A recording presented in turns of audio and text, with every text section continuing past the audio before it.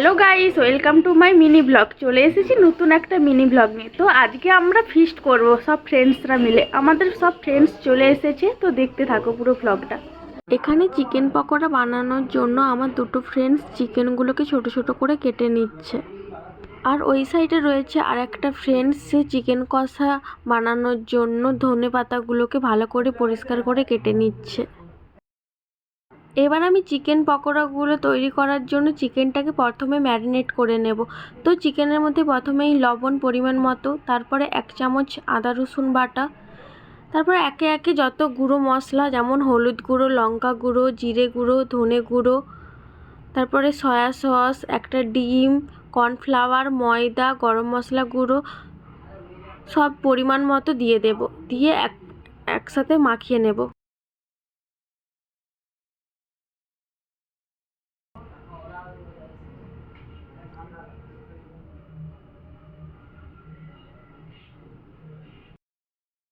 এবার চিকেন কষাটা তৈরি করার জন্য চিকেনটাকে ম্যারিনেট করে নেব। চিকেনের মধ্যে আমি শুধু অল্প পরিমাণ টক দই দিয়ে মাখিয়ে আধ ঘন্টা ফ্রিজে রেখে দেব। চিকেনটা ভালো করে মাখাতে মাখাতে এদিকে আমার একটা ফ্রেন্ডস হাই করছে, আর ওই সাইডে আমি চিকেন পকোড়াটাকে ভালো করে ম্যারিনেট করছি। আর চিকেন কষার চিকেনটা আমার আর একটা ফ্রেন্ডস মাখাচ্ছে।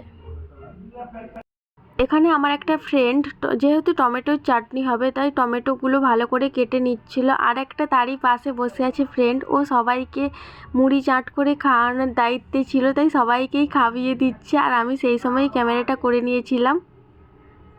তো আমরা সবাই ওই দিনটা খুব ভালোভাবেই মজা করে কাটিয়েছিলাম। চাটনি বানানোর জন্য কড়াইতে অল্প পরিমাণ সর্ষের তেল দিয়ে দিয়েছি। তেলটা গরম হয়ে গেলে ওর মধ্যে 5 ফোড়ন দিয়ে দেব। এবার কুচিয়ে রাখা টমেটোগুলো দিয়ে অল্প পরিমাণ লবণ দিয়ে ভালো করে টমেটোগুলো কষিয়ে নেব।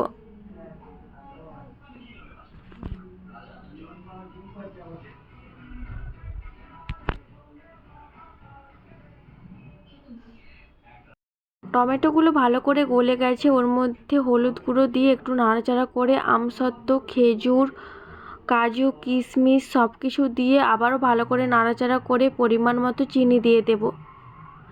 চিনি দেওয়ার পর অল্প পরিমাণ জল দিয়ে 2 মিনিট নাড়াচাড়া করে নামিয়ে নেব।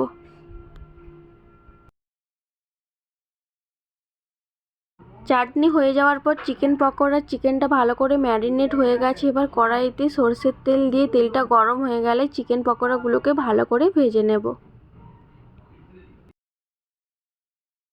চিকেন পকোড়াগুলো ভাজা হয়ে গেছে, আর চিকেন পকোড়াগুলোকে তোলার জন্য আমার 3জন ফ্রেন্ডস দায়িত্ব নিয়েছে। একজন সস হাতে নিয়ে বসে রয়েছে, আর একজন চিকেন পকোড়াগুলো তোলার জন্য চেষ্টা করছে, আর একজন খুন্তি হাতে নিয়ে দাঁড়িয়ে রয়েছে। এখন আমরা সবাই মিলে মজা করতে করতে চিকেন পকোড়াগুলো খেয়ে নিচ্ছি। তো দারুণ হয়েছে চিকেন পকোড়াটা, আমরা সবাই মিলে বানিয়েছি। পকোড়া খাওয়া আমাদের কমপ্লিট হয়ে গেছে। এবার আমরা চিকেন কষা বানাবো। চিকেন কষা বানানোর জন্য কড়াইতে পরিমাণ মতো সরষের তেল দিয়ে দিয়েছি। তার মধ্যে তেলটা গরম হয়ে যেতে কোচানো পেঁয়াজ, টমেটো, কাঁচা লঙ্কা দিয়ে পরিমাণ মতো লবণ দিয়ে ভালো করে এগুলোকে ভেজে নিতে হবে। ভেজে নেওয়ার পর আদা রসুন দিয়ে ভালো করে কষিয়ে নেব। এখন মশলাটাকে ভালো করে কষানো হচ্ছে হলুদ গুঁড়ো, লঙ্কা গুঁড়ো, পরিমাণ মতো জল দিয়ে।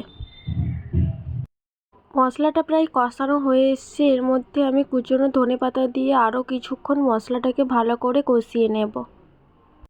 মশলাটা কষানো হয়ে গেছে। এবার মশলার মধ্যে ম্যারিনেট করা চিকেনটা দিয়ে পরিমাণ মতো লবণ দিয়ে ভালো করে কষিয়ে নিতে হবে।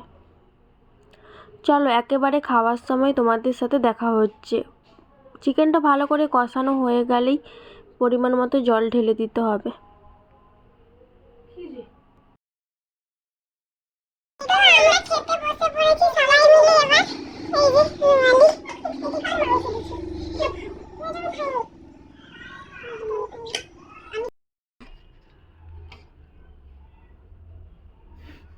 এখন আমরা সবাই মিলে খেতে বসে পড়েছি। আর মেনুতে রয়েছে সাদা ভাত, চিকেন কষা, চাটনি, পাঁপড়, আর পায়েস।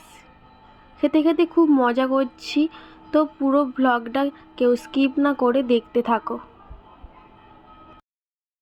খাওয়ার পরে এখানে আমরা সবাই মিলে এভাবেই মজা করছি।